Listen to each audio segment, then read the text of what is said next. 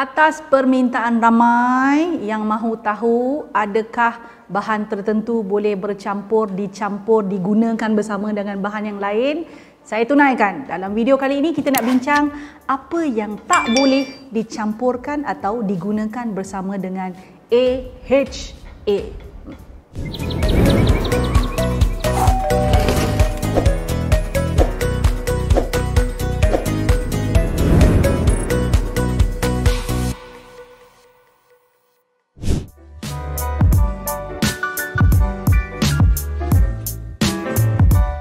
Mungkin anda baru perasan atau sudah perasan atau sudah lama perasan kita telah pun mencapai 100,000 subscribers. Ya Allah, nampak belun bertembangan semua ni. Yes.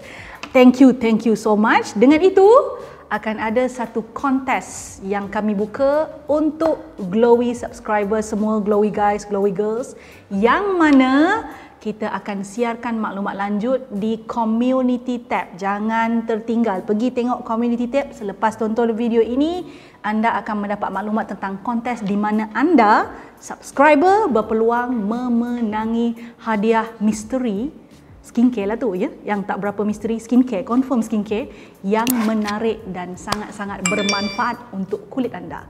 Go check it out. Back to the topic. AHA, Alpha Hydroxy Acid. Saya rasa tak ada orang tak kenal AHA dah dalam channel Glowy ni. Kalau anda pengikut tegar, subscriber, Glowy Girls, Glowy Guys, dah banyak kali dah saya cakap pasal AHA, tapi kita pun masih tak jemulah nak bercakap pasal AHA kerana ruang lingkup perkongsian dalam video kali ini adalah AHA ni boleh campur ke dengan produk lain. Kalau tak boleh, apa yang tak boleh dicampurkan? That is the common question yang ada. So first thing first, let us understand AHA ya. Alpha hydroxy acid seperti glycolic acid, malic acid, mandelic acid, lactic acid.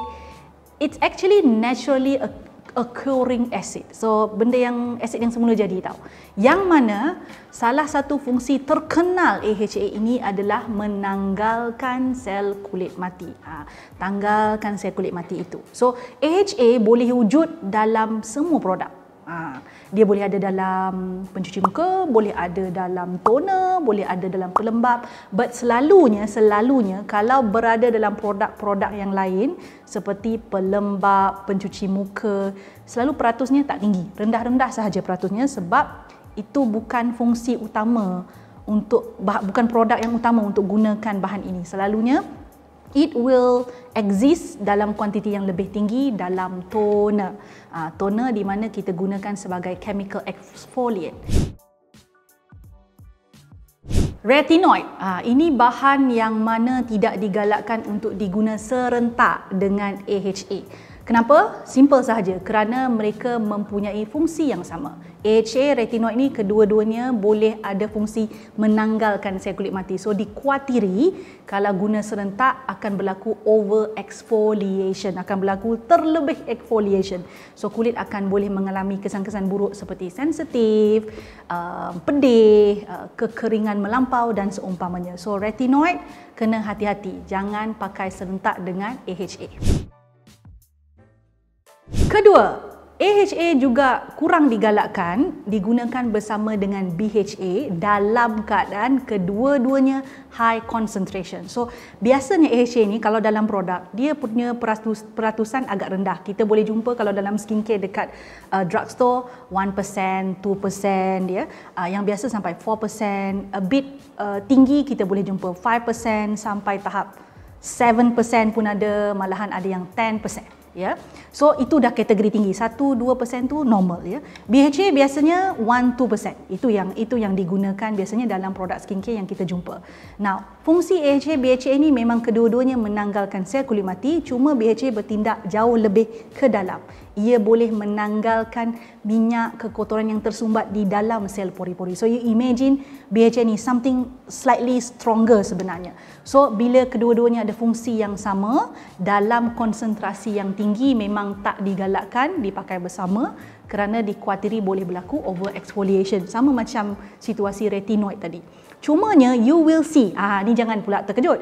You will see, I believe you have seen this before, produk yang sudah pun diletakkan bersama ada AHA dan BHA. Contoh paling biasa adalah produk Hada Labo. You definitely have seen it. Diletakkan situ AHA plus BHA. So situasi itu macam mana pula? Disebabkan formulasi begini, dia dah buat siap-siap. Biasanya peratusan AHA BHA itu stabil untuk digunakan bersama. So tak bermakna hubungan mereka dalam produk itu haram, ya, tak boleh dibenarkan. Dia okey, and usually they have already ada percentage yang rendah, ya. Sebab itu dia boleh digabungkan bersamalah, tak melampau untuk kulit. Tapi kalau kulit anda jenis sensitif, so still kena hati-hati menggunakan produk seperti ini juga. So just be extra careful. Bahan ketiga yang tak digalakkan untuk digunakan dengan AHA adalah vitamin C. Sebab apa? Senang saja, vitamin C pun ada sifat exfoliating. Terutama vitamin C jenis pure, iaitu L-ascorbic acid. So kalau sesiapa pernah tengok video saya tentang vitamin C, you will know this. Vitamin C ni ada banyak jenis-jenisnya. Dalam bentuk yang pure form, original dipanggil L-ascorbic acid. Ada bentuk-bentuk yang lain juga vitamin C ni, ya. Kalau kita tengok dalam produk, kadang-kadang dia tulis vitamin C. Tapi bila kita tengok senarai bahan, tak keluar pula L-ascorbic acid tu. Itu boleh jadi vitamin C grade yang lain, ya. Kenapa L-ascorbic acid, vitamin C jenis pure ni tak digalakkan digabung dengan AHA? Sebab pertama, ia bukan vitamin C yang jenis stable tau. So untuk kulit sensitif sangat perlu berhati-hati. Tambah lagi kalau guna dengan AHA, ia dengan mudahnya boleh merengsakan kulit, jadikan kulit sensitif. So just be extra careful.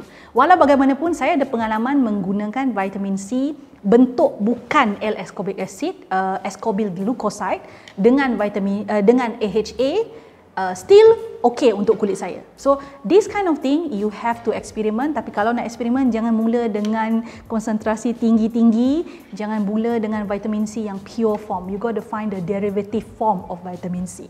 Okay? Bahan keempat yang tak digalakkan untuk digunakan bersama dengan AHA adalah niacinamide. Now, problem utama bahan ini adalah ia mempunyai pH yang berbeza untuk berfungsi dengan optimum. So, niacinamide, it works well dalam keadaan pH 5 ke 7.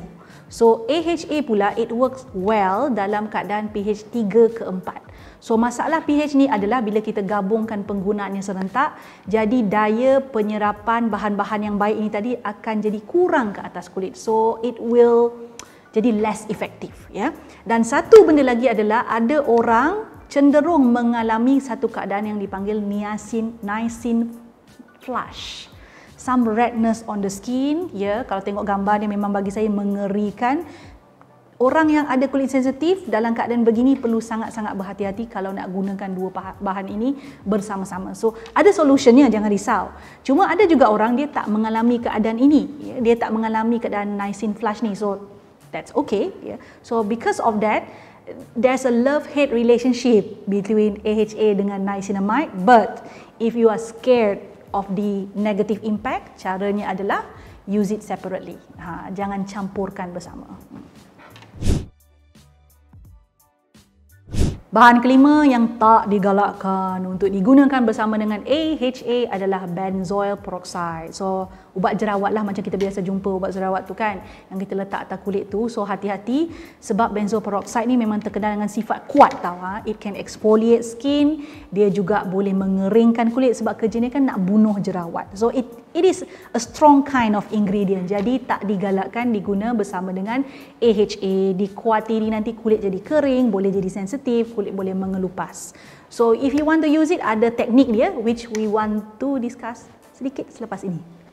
So kesimpulan, Kalau kita nak mendapat manfaat daripada pelbagai bahan yang telah saya sebutkan tadi yang tak boleh diguna bersama dengan AHA, apa solutionnya? Caranya senang saja, guna dalam rutin yang berbeza. Bila sebut rutin berbeza ni ada dua cara.